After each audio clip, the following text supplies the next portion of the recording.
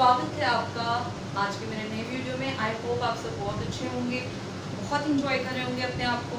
तो चलिए चलते हैं आज के मेरे new topic and what's that. Today I am going to discuss corporate restructuring the code. In my previous session also we discussed about various modes of corporate restructuring. But is that all? Answer is no. That's not all. The corporate restructuring is a very vast concept and it has many dimensions to it, plethora of dimensions to it. So one of the very important dimension is how to do corporate restructuring. It's not only about mergers and acquisitions or becoming big. Many a times when the units become sick or when the units become so large that it is not able to focus on its core competency. Core competency. Every business has certain core competencies and an X factor which we call, which is different from the other businesses, which sets it apart. But many a times the organizations grow so big in size that it is not able to concentrate on its core business operations. And in order to ease out business operations, there is only one method to reduce the business size, and that is known as contractions. Contractions, in order to ease out the business operations, we reduce the size of the business. Now there may be various ways in which this contraction can be carried out. What are those ways and how it is done? Let's start one by one. Number one, contractions can be in the form of carve-outs. Let's suppose there is a big business entity. This is a parent company. Out of this, what happens? A new company is formed, a new independent company is formed, and very minute portion of the new company is listed or an IPO is invited. For example, let me take some example, hypothetical one. The company is inviting for IPO only 5% of its shares, and rest 95% of the shares will be held by the parent company. So in this way, that company's 95% shareholding is held by the parent company, but a new independent company is floating in the stock exchange, and this is how a carve-out is done. Number two, spin-offs. Suppose there is a big ball. Out of that big ball, a small ball is chunked out and it revolves to form a separate independent entity. Let's suppose this is a big business, out of which one particular business activity having multiple business this one is loss making or not that much profitable. So what we can do in order to restructure, a spin-off is done and this ball comes outside and forms a new independent company. Okay. Number third, sell off. The company may choose to sell off the loss making or a security to a third party that हमसे तो नहीं हो पाएगा. We won't be able to manage this security. So we are selling it off to a third party who may be in a better position to turn it around or increase its profitability. So we further sell it out and we don't handle the operations of the new company anymore. And number fourth, the most important way of contraction is divestitures. What is divestitures? When the businesses grow that much big in size, I'm talking about big conglomerates like Walmart, like Amazon, like Unilever, Hindustan Unilever, like ITC, where there is big portfolio of diversified businesses. Out of those businesses, the company is not able to handle so many multiple businesses at a time. It's getting very difficult. So what do? They divestiture. They carve out a separate entity out of this entity and manage it separately. Okay. Let me talk more about divestitures in detail. What is divestitures? We were discussing divestitures. Okay. Divestitures. When a fully grown or a much matured business like conglomerates separate fully or partially their business units, which because they are grown in size, that is known as divestiture. Either that new business independent unit may be sold, may be exchanged, may be closed, or may be bankrupt. Any of the four cases may be possible. So when the conglomerates grow beyond imagination, grow beyond size, and it's very difficult to manage in the current scheme of things, the only option remains is to divest it further. Divestiture may take form of sale, it may take form of exchange, it may take form of closure, or even the independent business unit may become banned, right? Mostly conglomerates go for divestitures. Then, what are the objectives of divesting? What are the main objectives? Number one, enables firm to generate cash. Why it needs cash? Because many times the business unit which wants to, or which organization, big organization wants to divest is loss making. It has lot of debts, and a cash is required to pay off its debts, which currently the firm is not able to pay out of that business unit. The only option remains to sell it off, and whatever cash is generated will be used to pay off that debt. Number two, concentrate on core businesses. Many times in conglomerates, the organization gets distracted from its X factor or from its core competencies, and they have no option left but to divest that particular business unit in order to be able to focus only on core competencies. Number third, strategic changes. The firm or the organization wants to make some strategic changes.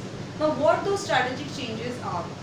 Those strategic changes may be reducing the loss and increasing the operational efficiency. Reducing the loss and increasing the operational efficiency.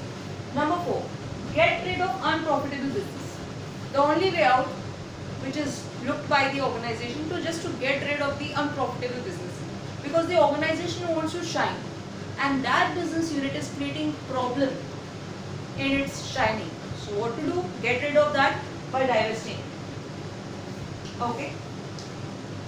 When an organization is able to successfully go for divestiture, what happens is it reaches an optimum level of diversification, because the conglomerates are hugely diversified, but that may not be an optimum point. It is grown beyond a point. After divestiture, or I would say after successful divestiture agreement, the organization is able to achieve an optimum level of diversification, which is required for the successful conduct of the business. After this, I will be discussing the taxation aspect, the legal aspect, and the valuation aspect of mergers and acquisitions and demergers. Mergers and demergers, both are separate. What is mergers? Mergers, we read, is amalgamation of two or more firms. Merger of one or more firm with the merger of one or more company is amalgamation. And there is always the taxation angle to it. There is number two, the accounting angle to it. There is number three, legal and procedural angle to it. And number four, there is valuation aspect to it. So I think it will be very useful if we can discuss that. So guys, now I will be discussing the taxation aspects of mergers and demergers. Also, I will be studying the legal and procedural aspects as well as valuation aspects. Okay, so I think let's start with taxation aspects. Whenever amalgamation happens, we call it amalgamating firm and amalgamated firm. The amalgamating firm joins results in becoming amalgamated firm, right? As per the tax laws, the property of the amalgamating company become the property of the amalgamated company. Number two, all the liabilities of the amalgamating firm become the liabilities of the amalgamated company. Number third, the shareholders holding not less than 3/4 shareholding in the amalgamating firm become shareholders of the amalgamated company by default. Okay. With this, there are some tax concessions available to the amalgamating firm, to the amalgamated firm, and to the shareholders of the amalgamated firm, right? What those tax concessions are, it will be very interesting to know, and it's very important to know, because whenever such kind of a big exercise, a restructuring exercise takes place, the taxation is also plays a very crucial role, because it results in cash flows, in cash outflows to the firm. Number one, there is as per section 47, the no capital gain tax is levied in the hands of amalgamating firm. Since all the transfer of assets are taking place, all the property transfer is taking place, all the liability transfer is taking place, but no capital gain tax shall accrue in the hands of the amalgamating firm. Number two, there would be concession of gift tax. Also, no gift tax shall be levied. Plus, the tax concessions are available not only to the amalgamating firm, the tax concessions are available to the amalgamated firm as well. What are those? Number one, to the amalgamated firm, many a times the amalgamation happens of a sick unit with a healthy unit, right? Which merges to become a wholesome unit. Since the sick unit merges with a healthy unit, the losses and the unabsorbed depreciation of the amalgamating firm now is a part of the amalgamated firm.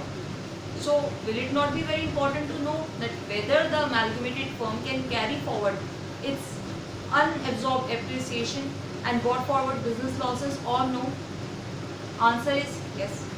The carry forward and set off of business loss and absorbed depreciation is definitely possible, but for that there are certain prerequisites, there are certain preconditions which needs to be followed. Only then it will be available. Okay, let's read what are those conditions, right? Let's read. But before reading that, I would like to discuss certain legal and procedural aspects before discussing those very conditions. What are those legal aspects? Don't you think that such kind of a restructuring will require approvals from certain authorities? Answer is definitely yes. For undertaking such a restructuring exercise, the necessary approvals will have to be sought from various authorities. Which authorities are those? Number one, Ministry of Corporate Affairs. Number two, RBI. In case my firm is a foreign firm, it would require the approval not only from Ministry of Corporate Affairs, but it would also require approval from RBI. Number third, in case my firm is listed, the approval shall be sought also from SEBI. Number four, the approval will be required from income tax authorities, and not to mention, number fifth, Competition Commission of India. So let's keep it in mind that all these approvals will be required. Okay, MCA, RBI, SEBI, Income Tax Authority and Competition Commission of India. Mind you, if your organization is not listed, it will not require approval from SEBI, and if your organization is not a foreign firm, it will not require approval from RBI. As simple as that. Okay. The restructuring when happens, don't you think the consent of the shareholders will be required? Obviously yes. Before undertaking such a big exercise, the consent of the shareholders is very much required. Shareholders are required to vote. As per the latest Companies Act, shareholders can cast a vote through postal ballot. They don't need to be present altogether. They can cast their vote through postal ballot, right? And who all shareholders?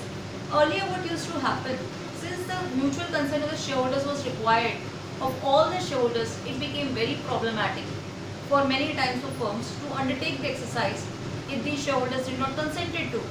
So now as per the current law, the shareholders holding 10% or more shareholding in the organization only will be required to vote, not each and every retail shareholder.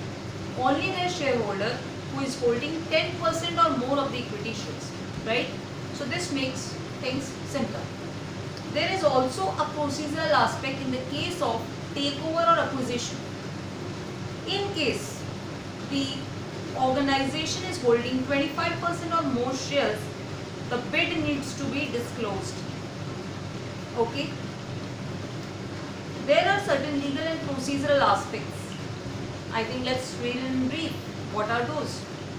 The details of the transferor and the transferee must be known. Okay, who is the transferor and who is the transferee? Authorized, paid up, and subscribed share capital. Carry forward and set off of business losses and unabsorbed depreciation.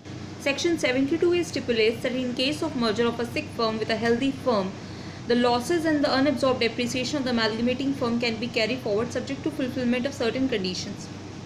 The amalgamated company holds continuously for a minimum period of 5 years from the date of amalgamation at least 3/4 of the book value of fixed assets of the amalgamating company. Number 2. The amalgamated company continues the business of amalgamating company for a minimum period of 5 years from the date of amalgamation. Number 3. The amalgamated company fulfills such other conditions as may be prescribed to ensure the revival of business of amalgamating company or to ensure that the amalgamation is for genuine business purpose. Let's discuss the taxation aspect of the demergers. What is demerger? Demerger refers to breaking up of a firm into 2 or more smaller firms. Right? So there is one is demerged firm, that the firm whose assets and liabilities are transferred to a new firm, and then there is resulted firm. It refers to the firm that is created as a result of the demerger. The following tax benefits shall be available to the demerged firm, resultant firm, and to the shareholders of the resultant firm. Number 1. To the demerged firm, the capital gain tax is not levied under section 47(6)(b). Also, if a foreign firm holding some shares in an Indian firm transfer the shares in any of its demerged or a result from foreign firm, then this transfer would not attract capital gain tax. Number 2. Tax concessions to the shareholders of the demerged firm. The shares transferred or issued by the resulting firm to the shareholders of the demerged firm are not regarded as transfer for the purpose of capital gain. Then there are also some tax concessions to the resulting firm. The resulting firm should be an Indian firm, and all the conditions. Discuss now the legal and procedural aspects of mergers, acquisitions, and demergers. In the existing process of merger, the merging firms must follow the steps. Number 1. The scheme of arrangement for the merger needs to be prepared and should have some following components: details of the transferor and the transferee company, the authorized, paid up, and subscribed capital of the company, main terms of the scheme, valuation report, transfer date. Once the scheme is prepared, it needs to be approved from the financial institutions. As per section 391 of the Companies Act, approval from shareholders is required from both amalgamating and amalgamated company. Approval from High Court shall be sought for dissolving the amalgamated company to the amalgamated company. In case a company is listed, the price sensitive information should be intimated to the stock exchange as well. Discuss the valuation concerns in restructuring. Valuation means a process through which the value of the firm is derived. It's required when the offer is made for acquisition of shares, making an investment in a joint venture, buyback of shares, mergers, demergers, and other cases of restructuring. The factors that are required to be considered at the time of valuation are: Number 1. Market price of the share, dividend paid on the shares, relative growth prospects of the firm, net assets of the firm, voting strength of the firm, historical information, the share prices. Valuation involves the various activities such as analysis of business history, analysis of profitability trends, analysis of forex risks, study of market capitalization trends. Some of the most commonly used methods for performing the valuation are asset-based valuation, in which from the total amount of assets the net liabilities are deducted. Number 2, valuation based on earnings. These are calculated by deducting the expense such as tax, preference dividend from the gross earnings. Number 3, market-based valuation. Here the value of the firm is determined by comparing the firm with the similar firms in the market. The financial data of the comparable firms is collected from both of the public and private sectors and compared with the firm to be valued. There are some concerns to be regards to the valuation of stocks, like no method of valuation can be absolutely correct, and deciding upon the time the valuation of assets. Right. So I think this was all.